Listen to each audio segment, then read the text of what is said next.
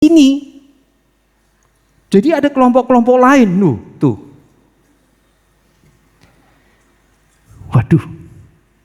Jadi ada apa namanya perkumpulan kelompok-kelompok galaksi ya di langit ini. Lalu ada potren filamen, ya. Sampai saya tidak bisa berkata-kata apa ya. Nah, katernya sudah sampai kita sekarang pada peaknya. Lihat. Satu kelompok ini adalah bukan kelompok kecil, ini kelompok galaksi, ya. Kuning ini. Ini juga kelompok galaksi. Lalu bertanya, Pak, yang di sini apa? Ini adalah isinya kelompok galaksi. Lalu kenapa dia bentuk jalar? Di situ yang ajaibnya. Ditata untuk berurutan dalam keadaan bergerak. Jadi mengikuti jalur channelnya sendiri. Sepertinya galaksi itu semacam nadi darah mengalir di urat nadi. Jadi alam semesta itu jelas sudah dia dirancang ini, lalu manusia diikutkan untuk mengikuti rancangan ini. Jadi kita ini adalah kopi daripada itu. Bukan kita yang dibuat dulu, itu yang dibuat dulu. Ya, jangan terbalik. Jadi yang hitam ini yang disebut sebagai ini energi kelam. Vakum kelam. Tidak ada materi sama sekali. Dark energi namanya. Energi kelam, energi kosong, energi daripada kekosongan. Di bagian dekat-dekat sini adalah gradasi antara energi kekosongan dengan dengan kelompok-kelompok galaksi, ya. Lalu di bagiannya dekatnya itu ada satu, ini agak rada ungu-ungu ya, gelap-gelap merah-merah muda ya. Itu adalah dark matter. Nah, jadi kita punya 3 entitas di alam semesta ini. Materi antar bintang yang gelap itu memang materi atom-atom yang menghalangi cahaya bintang di belakangnya, itu matter. Lalu ada entitas kedua namanya dark matter, yang sebetulnya adalah materi yang tidak pernah dikenal di bumi, tapi gelap. Jadi kalau saya memasukkan tangan ke sana, saya rasakan itu seperti saya melihat dengan mata kosong, tetapi sebetulnya ada materinya. Yang ketiga, ini yang luar biasa. Kosong, song, dan saya bisa membuat lubang di dalam kekosongan itu. Akhirnya ya, masuk astronomi di dalam titik pendekatannya, masuk ke tingkat wahyu. Bayangkan Anda, kalau kita tidak di dalam Tuhan, tidak kuat ini menghadapi ini. Makanya itu kebanyakan tuh ilmuwan meninggalkan agamanya. Jadi, tapi artinya saya tidak menyebutkan seluruh ilmuwan ya, tapi yang kita lihat di barat ya, ini khususnya saya bicara pada di barat. Susah untuk seorang ilmuwan itu menerima imannya. Saya merasa berterima kasih dan sangat tidak bisa bilang bersyukur lagi. Minta ampun pada Tuhan bahwa Tuhan sudah bisa memberikan pada saya sesuatu yang sangat luar biasa. Dan syukurnya sudah tidak bisa dibilang lagi ya, pangkat N ya. Bahwa saya diselamatkan. Iya loh. Kalau tidak, saya juga tidak kuat melihat ini. Karena nggak bisa dijelaskan. Penjelasannya hanya melalui Tuhan Yesus Kristus. Nggak bisa, terlalu kuat ini. Ya. Jadi begitu Anda melihat ini, jadi ini semua apa Pak? Ini adalah struktur-struktur perjalanan dari gugus-gugus galaksi itu menuju ke satu titik muara, masuk, kemudian berhimpun di sana, lalu bermigrasi lagi ke tempat yang lain, menjalani fungsinya dia. Untuk apa? Mensustain alam ini. Jadi di dalam alam semesta yang begitu besar itu terjadi sustaining, pemeliharaan, dijaga oleh filamen-filamen ini. Seperti jala menjaga bentuknya.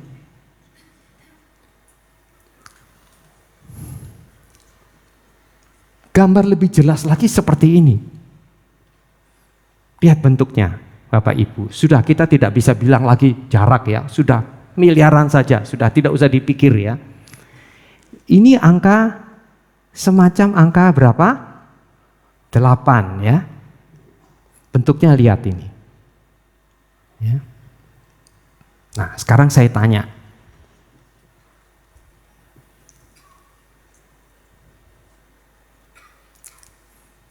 Kalau Anda punya pesawat angkasa luar, Star Trek, yang energi untuk terbangnya itu tidak pernah habis. Dan Anda diberikan Tuhan untuk hidup tidak habis. Mau tidak? Saya tidak mau. Oke, saya tidak mau seperti itu ya. Lebih baik saya cepat-cepat pulang ya.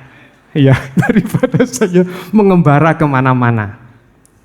Jadi punya pesawat tidak habis bahan bakarnya, Anda sendiri tidak habis umurnya.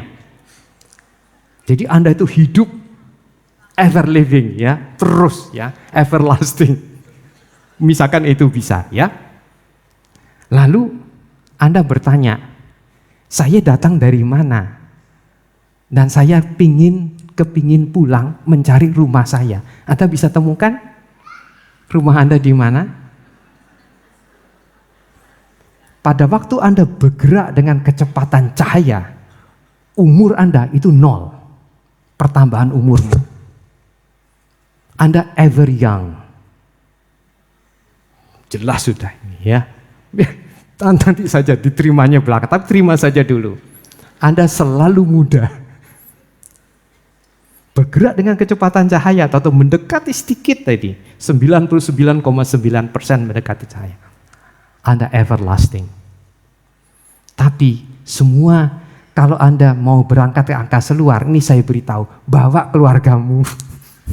Jangan ditinggal. Sebab keluargamu yang ditinggal itu sudah hilang. Dia sudah pergi duluan, ketinggalan kamu sendiri. Mencari siapa kamu? Ketika kau mencari rumah, kau tidak ketemu rumahmu. Itu baru satu segmen yang kecil sekali, yang titik hitam yang tadi di dalam gambar yang lalu ya, titik hitam yang tadi. Sekarang kalau Anda melihat gambar ini, saya perluas. Saya perluas ya. Kemana rumahmu? Dan ini hanya merupakan 10 kali gambar yang tadi itu saya tambahkan menjadi begini. Dan itu cuma hanya 1/10 dari seluruh alam semesta ini. Dan masih ada 10 kali lagi seperti ini di seluruh alam semesta, di kaki, di tengah ujung kiri, semuanya. Pertanyaannya, di mana rumahmu? Itu loh tesis Kristen yang dahsyat. Mesti ada yang datang ke sini, Tuhan sendiri. Amin. Itu poinnya. Ini peaknya. Jadi tidak mungkin orang tahu you tidak akan pulang ke rumah kalau si pemilik empunya tidak datang sendiri mencari Anda. Betul. Saya gemetar menyuarakan ini karena ini seluruhnya. Makanya fokus itu memang cuma satu, Tuhan sendiri, Yesus Kristus. Jadi kalau melihat gini, kemana saya pulang? Semua sama. Saya berangkat. Tahu Anda berapa satu lubang ini? 10 juta tahun cahaya. Jadi Anda berangkat dengan kecepatan cahaya saja, umur Anda sudah 10 juta. Tapi tadi diberikan syarat, Anda boleh hidup terus. Jadi Anda mencari 10 juta, 10 juta, 10 juta, 10 juta, sampai ending daripada keberadaan Tuhan membolehkan alam semesta ini diadakan. Kalau begitu, kalau ini manusia ya, jadi jangan dianggap Tuhan ya. Tuhan bilang, kalau begini kau tidak akan pulang-pulang, karena kau mencari terus. Misalkan Tuhan tidak bilang rumahnya di mana, you mencari terus. Berapa mau lama Anda mencari? Sampai tidak berhingga pun ya Anda mencari juga tidak ketemu. Kalau gitu capek sudah, maka Tuhan bilang, saya selesaikan semua. Maka sirnalah alam semesta dan Anda pulang kembali kalau Anda melakukan semua perintahnya. Betul, saya ngeri loh. Saya menyampaikan sesi seperti ini itu bukan hal yang berat ini. Lalu kemudian Tuhan bilang, saya beri engkau petunjuk. Tuhan memberi petunjuk, itu petunjuknya. Nah, sekarang tentukan rumahmu di mana. Tidak ketemu Anda. Anda pakai loop ya, Anda periksa satu-satu, yang wujudnya seperti ini. Semuanya mirip sama. Nah, kemudian saya menunjukkan, bisa salah ya, boleh jadi ini rumah kita. Tidak ada, kliknya tidak ada ya, kliknya adalah ini. Kenapa? Lihat nih, 8 trapesium. Di satu tempat, mungkin ini bisa juga salah, ya, karena ada juga yang serupa itu di sana. Tapi boleh jadi ini. Dan ketika Anda diberi itu, cuma segitu, lah itu manusia. Jadi sudah diberi keterangan, penerimaannya itu tidak seperti yang diharapkan kalau dia tidak tahu sama sekali. Itu manusia, ya, ephemeral yang ajaib, aneh. Tapi memang Tuhan membolehkan itu terjadi, free will ya bagi manusia. Tapi harus berada bersama dengan Tuhan di dalam ke-free will-annya itu. Baik, berikutnya. Dan inilah seluruh bola langit. Jadi pada waktu itu seluruh area Anda mengitari bola langit Anda, diameternya satu keliling itu 93 miliar tahun cahaya. Anda bilang, kalau gitu saya ingin menuju ke bagian yang katakan saja yang menjadi pusat. Anda tidak bisa bilang pusat itu ada di mana. Pusatnya ada di mana-mana. Bingung Anda lalu. Loh, kenapa Pak? Karena kalau Anda berada di sini, Anda melihat alam semesta itu bergerak. Ini terus mengembang, berekspansi, membesar. Lalu Anda bilang, Pak, satu saat kan semua kan akan melar, lalu kemana semuanya? Itu yang disebut sebagai ekspansi alam semesta. Orang yang ada di sini melihat itu makin jauh, itu makin jauh. Sebaliknya di sini melihat ini yang makin jauh, itu makin jauh. Itu semua orang menjadi pusat. Lalu pusat itu ada di mana? Pusatnya ada di Tuhan. Kaget dengan kekagetan demi kekagetan kita melihat alam semesta ini. Lalu Anda bertanya, Pak, kalau saya boleh tahu, ketika wujud ini diciptakan, berapa umurnya? Sejak kejadian alam pertama kali. Datang seorang lawyer yang jadi astronom. Tuh, astronomi itu boleh melibatkan siapa saja bisa belajar astronomi sebetulnya. Walaupun latar belakang Anda bukan dari fisika matematik juga. Lawyer juga bisa, dan ini dibuktikan oleh Edwin Hubble. Dia mengamati gambar ini, dia ukur setiap galaksi itu, dia ukur jauhnya, dia tentukan kecepatannya, dia ukur yang jauh lagi, dia tentukan kecepatannya, dia ukur lagi yang jauh, dia ukur lagi kecepatan. Akhirnya dia mendapat 3 buah garis seperti ini. Ya.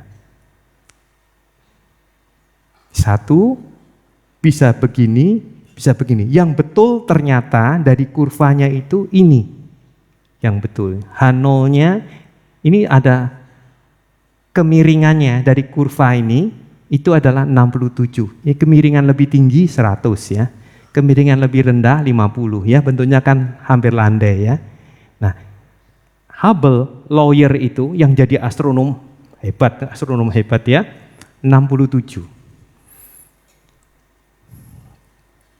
Tadi yang saya katakan, semua benda saya jadi pusat, itu bergerak, ini seperti menjauhi saya, ini seperti menjauhi saya, itu seperti menjauhi saya. Ya.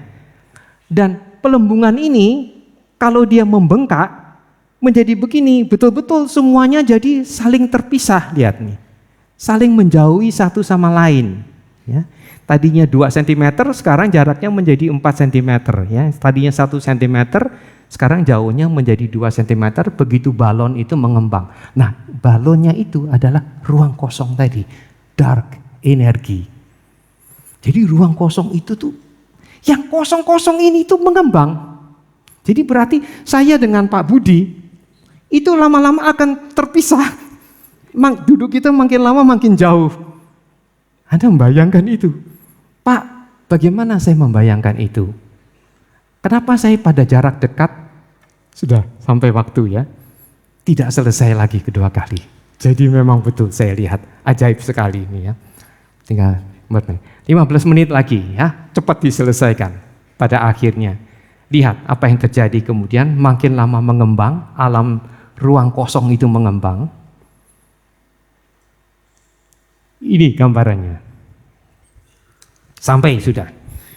Disebut sebagai gempa waktu.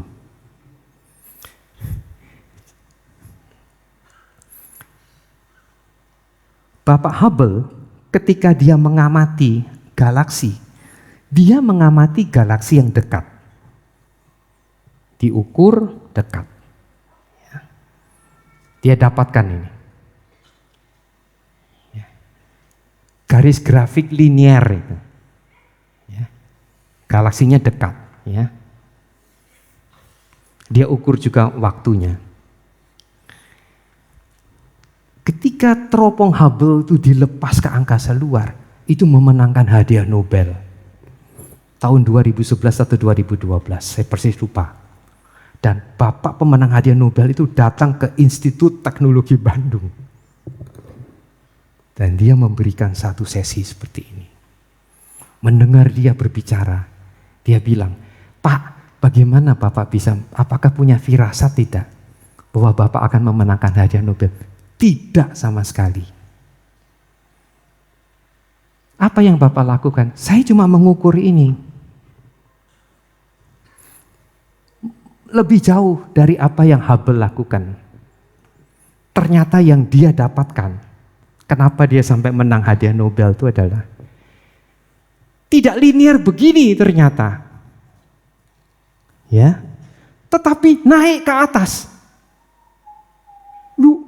Artinya apa? Pergerakan galaksi makin jauh saya ukur, makin cepat geraknya. Dan geraknya itu bukan cepatnya 2 kali atau 3 kali atau 4 kali. Enggak, bisa 100 kali. Itu kan namanya non-linear. Tidak gerak itu tiba-tiba melejit menjauh. Itu yang namanya gerak accelerated, alam semesta berkembang dipercepat. Makin jauh galaksi itu semakin cepat perginya menjauhi kita. Akhirnya kurva itu begini. Nah, kejadiannya lagi, kalau begini alam semesta itu, berarti apa? Berarti pada posisi yang sangat jauh ini, Nun di sana, ya, di tempat yang sangat jauh itu, 3 kejadian yang datangnya berurutan, kejadian A, kejadian B, kejadian C di tempat sana, itu ternyata bisa terjadi dalam rentang waktu yang berbeda.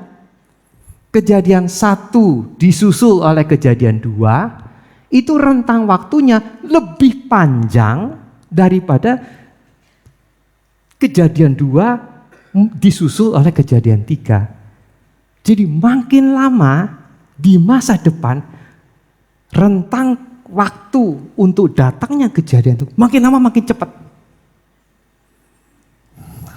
Susah Anda membayangkan. Kalau begitu contohnya seperti apa, Pak? Saya tidak bisa memberikan contoh. Ambil saja kalau saya boleh membuat contoh ya. Misalkan terjadi gempa. Waduh, saya sudah takut kalau ngomong gempa ya. Karena ini para ahli-ahli kebumian kita sudah berbicara ini. Jakarta bisa kena gempa. Ini jangan, saya tidak nyaman bicara ini ya. Karena ada gempa, kejadian pada zaman Raffles, Gubernur Jenderal Hindia Belanda, pada tahun 1699 Jakarta kena gempa yang besar. Dan sesarnya, artinya faultnya, trust faultnya dekat seperti itu. Dan itu bisa berulang. Jadi makanya seluruh ahli kebumian sudah applied kepada pemerintah. Pak, ini mitigasi seluruh eselon mesti harus siap ini kalau terjadi apa-apa ya. Oke, coba kita tidak usah jelang itu ya, kita melihat saja. Jadi waktu yang akan bersusulan itu semakin lama semakin cepat. Konsekuensi daripada itu apa? Nah, ini ekstrapolasi yang sangat luar biasa. Waktu semakin terpotong. Lama-lama kalau gitu waktu 0. Iya, waktu jadi 0. Kalau gitu habis semua, habis. Makin cepat. Jadi misalkan kita punya rentang waktu sejam, berarti akan terpotong ya Pak, sekian mikrodetik. Betul, terpotong. Jadi 1 detiknya tidak 1 detiknya papa mama ya, tapi 1 detiknya kita sudah 0,999 berapa detik gitu. Besoknya lagi 0,998, 997, 99. Ibaratnya seperti itu. Jangan dipikir ya, jangan dipikir. Saya hanya menyampaikan ini untuk supaya gampang menangkap yang dimaksud dengan percepatan ini ya. Sekarang Anda bertanya, Pak, jam saya dengan jam Bapak yang lain itu bisa berbeda waktu enggak? Iya, beda. Loh kenapa? Jantungmu itu adalah waktu yang sebenarnya. Makanya kasihilah jantungmu. Pelihara baik-baik, jadi jaga makanan ya. Waktu Bapak Pendeta Erastus mengatakan, jaga dirimu itu juga berarti jaga juga cara kamu makan. Dan pelihara seluruh badan dan kondisimu ya, itu berarti gini. Karena jantung itu adalah proper time-mu. Waktu yang proper bagi kamu. Yang benernya itu bukan waktu kronologis jamnya kita ini, tapi waktu yang dibawa kita masing-masing. Itu jantungmu. Ya, sudah ya, sampai kepada pemahaman ini. Nah, sekarang pertanyaannya lalu, kalau begitu Pak, apa yang akan kita hadapi nanti berikutnya?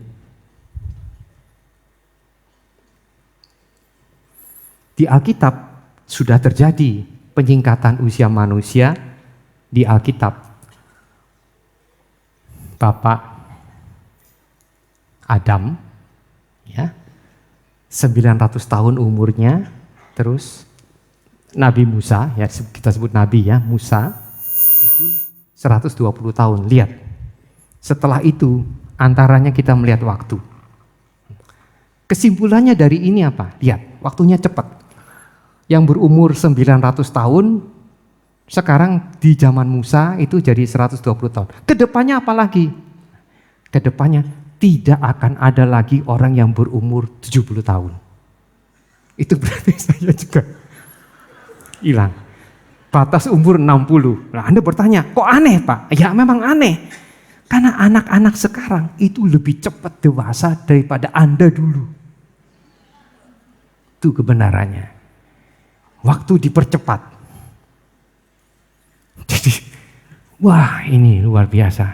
Tapi lalu pertanyaan, Pak kalau begitu bagaimana saya meluangkan waktu? Cuma satu. Dekatkan dirimu pada Tuhan. Sisanya cuma. Lalu Anda bisa berlama-lama di sana dengan kasih Tuhan. Iya.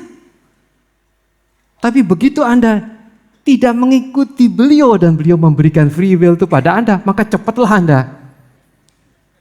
Artinya ya cepat selesai begitu ya. Tidak usah disebut ya. Nah jadi ini hal-hal yang jelas sekali bahwa seluruh kejadian itu mengikuti semua apa yang Tuhan sudah rancang. Syaraf di otak itu mirip struktur jaringan galaksi bintang di alam semesta. Anda lihat ini. Persis. Saya slice, saya lihat itu gambarnya di sebelah kiri. Anda melihat wujud alam semesta di sebelah kanan. Tidak berbeda. Siapa yang ngikut? Ya manusia yang ngikut alam. Ya. Coba. Benarkah otak yang sentral di dalam diri manusia dan di alam semesta atau hatikah atau jantungkah? Jawabannya di Lukas 10:27 salah satunya. Jawab orang itu, kasihilah Tuhan Allahmu dengan segenap hatimu dan dengan segenap jiwamu. Lihat, kasihilah Tuhan Allahmu dengan segenap hatimu. Bukan dengan segenap otakmu. Dia tidak bilang itu. Jawabnya ini. Ya, oke. Baik, berikutnya. Kalau otak seperti ini, hidung di sini ya. Ini hidung ya. Dibalik, ditransformasi ya, putar ke sini, lalu Anda masukkan sini, fit. Cuma harus diperkecil. Coba dokter-dokter yang ada di sini. Mohon jadi perhatian, Pak. Jantung kita itu punya otak. Anda boleh bertanya ini, tapi memang waktu yang berdenyut dulu adalah jantung, otak itu belakangan. Ini menarik ya, dalam satu renungan ya, tentang jantung dan otak ini. Jadi mereka yang berbicara dengan hatinya, sesungguhnya bicara dengan otak cerdasnya. Dengan otaknya yang sesungguhnya kecerdasannya. Tadi itu, saya lupa. Kemarin tuh menarik sekali Pak. Bapak Pendeta Erastus nyebutkan begini-begini ya Pak. Atau salah tangan saya ya Pak. Begini-begini. Lupa saya. Tapi betul juga berdua.